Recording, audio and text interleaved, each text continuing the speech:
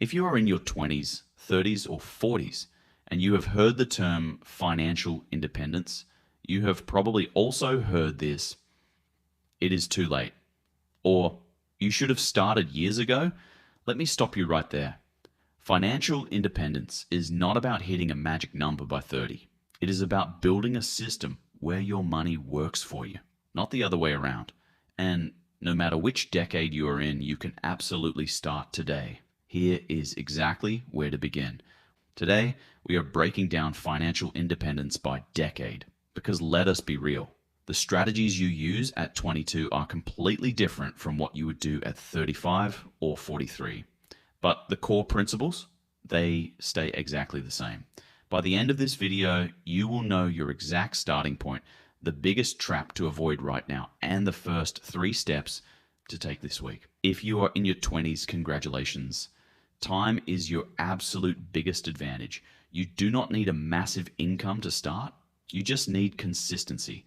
Your number one focus right now should be building habits, not chasing high returns. Start with a simple emergency fund, 3 to 6 months of basic expenses parked in a high yield savings account. Then, if your employer offers a 401k match, take it. That is literally free money. After that, open a Roth IRA. Even if you can only put in $50 a month, do it. Why? Compound growth. A dollar invested at 25 is worth exponentially more than a dollar invested at 45. The trap to avoid in your 20s: lifestyle creep. When you get a raise, do not immediately upgrade your car, your apartment, or your dining habits. Upgrade your savings rate instead. Keep living like a student, while your investments grow quietly in the background. That is how you build a foundation that will carry you for decades. Now, if you are in your 30s, the game shifts. You are likely dealing with real-life complexity, maybe a mortgage, student loans, a partner, or kids. The goal here is not perfection, it is optimization. Your focus should be scaling your income while aggressively tackling high interest debt. If you are still paying off credit cards or personal loans above 7%, pause extra investing and attack those first. The guaranteed return from eliminating high interest debt beats almost any market return. Once that is under control, maximize your tax advantaged accounts. Aim to get at least 15% of your gross income flowing toward retirement. If you have kids, start a college savings plan or a custodial account. But remember, you cannot pour from an empty cup. Secure your own retirement first. The trap in your 30s: trying to do everything at once and burning out. Pick 2 financial priorities per quarter. Pay off 1 debt. Automate your investments. Increase your income through a new skill or a salary negotiation. Progress compounds faster when it is focused. If you are in your 40s and you're just starting to seriously think about financial independence, first, take a breath. You're not behind. You are just on a different timeline.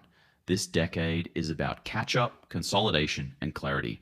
Your priority shifts to maximizing income, trimming non-essential expenses, and supercharging your retirement accounts. If you have not already, maximize your contributions. And if you are over 50, take advantage of catch-up contributions. Use them. This is also the decade to get brutally honest about your numbers. What is your actual monthly spend? What is your debt breakdown? What is your realistic retirement target? Stop guessing. Build a simple net worth tracker and review it every single month. The trap here: regret or comparison. You might look at someone who started at 22 and feel like you have lost a decade, but you have something they do not: experience, higher earning potential, and the clarity to skip the trial and error phase. Focus on consistency, not perfection. 10 years of focused saving and smart investing can completely transform your trajectory. So, where do you actually start today, no matter your age? 3 steps.